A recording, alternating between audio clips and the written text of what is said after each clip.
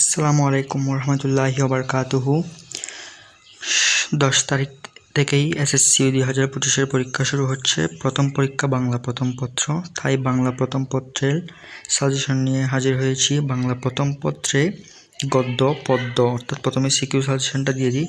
গদ্যের জন্য আমাদের পড়তে হবে সুবা, বই পড়া, নিম গাছ, মানুষ মোহাম্মদ সাল্লাল্লাহু আলাইহি সাল্লাম, শিক্ষা ও মনুষ্যত্ব, পল্লী সাহিত্য, 71 দিনগুলো, সাহিত্যের রূপরীতি, মমতাদি। এখানে টোটাল আছে গদ্যের জন্য 9টা, কিন্তু পদ্যের জন্য আমি আরও কমাই দিছি। পদ্যের জন্য আছে বঙ্গবাণী, ঝর্ণার গান, জুতা আবিষ্কার, পল্লী জননী, তোমাকে পাওয়ার জন্য হে স্বাধীনতা। স্বাধীনতা এই শব্দটি কিভাবে আমাদের হলো, এখানে আছে 6টা পদ্য।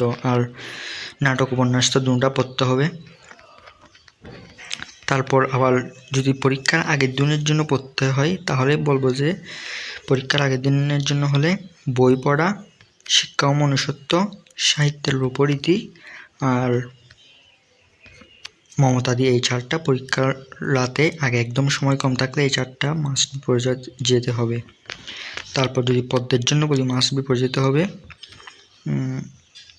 বঙ্গবাণী, ঝর্ণার গান, তোমাকে পাওয়ার জন্য হে স্বাধীনতা আর জুতা আবিষ্কার।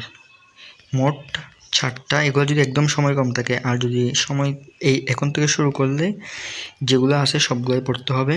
এখান থেকে ইনশাল্লাহ কমন পাওয়া। সুবা থেকে মোটামুটি প্রায় 40টা মতো সিকিউ আসছে। বই পড়া থেকে আসছে 42টা, নিম গাছ থেকে 45টা, মোহাম্মদ সাল্লাল্লাহু আলাইহি সাল্লাম থেকে 33টা, শিক্ষা ও মনুষ্যত্ব থেকে 37টা, পল্লী সাহিত্য থেকে 39টা, 71 দিনগুলো থেকে 29টা, সাহিত্যের রূপরীতি থেকে 31টি এবং মমতাদি থেকে 32টি প্রশ্ন। যতগুলো এসসি পরীক্ষা হয়েছে মোট আসছে, তাই এগুলো খুব বেশি গুরুত্বপূর্ণ। এখান থেকে আশা করি পড়লে কমন পাবে সিকিউতে।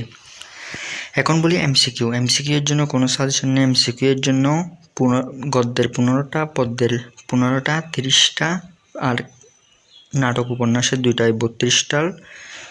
বিশেষ করে 19 সালের এমসিকিউ, 24 সালের এমসিকিউ এবং 18 সালের এই 3টা বোর্ড আগে দেখার পর তারপর সময় পেলে অন্যগুলো দেখলে আশা করি এখান থেকে কমন পাবে। আসসালামু আলাইকুম। যারা